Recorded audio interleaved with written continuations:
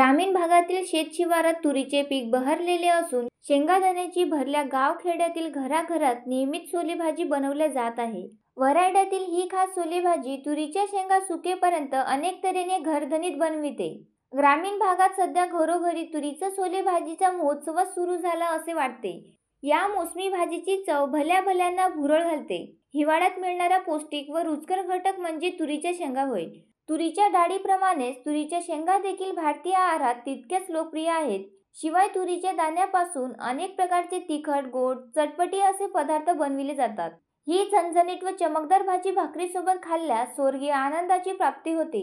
नाना भागात नाना तऱ्हा सोलेभाजीचे प्रकारही वेगवेगळ्या तुरीचे दाणे तव्यावर पातळ सोलेभाजी, सोले वांगे, सोले कोबी आलू मिसळून मिसळ भाजी, सोले भात, मोकळे सोले, सोले कचोरी, सोले कढी, सोले कढी गोळे एक ना अनेक प्रकारे भाजी केल्या जाते।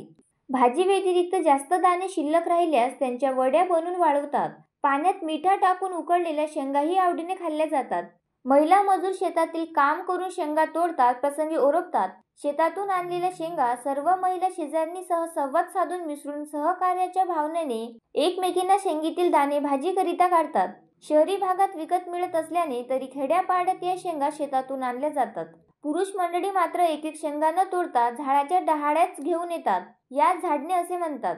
बाकी थंडीच्या काळात तुरीच्या सोलेभाजीची धूम सुरू आहे। भारतासह इतर अनेक देशांमध्ये तुरीच्या दाण्याबरोबरच तुरीच्या पानांचा, सालीचा, मुळांचा वापर औषधी, जनावरांसाठी खाद्य तसेच इतर जीवनावश्यक वस्तू बनविण्यासाठी केला जातो। तुरीची दाणे मॅग्नेशियम, फॉस्फरस, कॅल्शियम व पोटॅशियमचा उत्तम स्रोत आहे।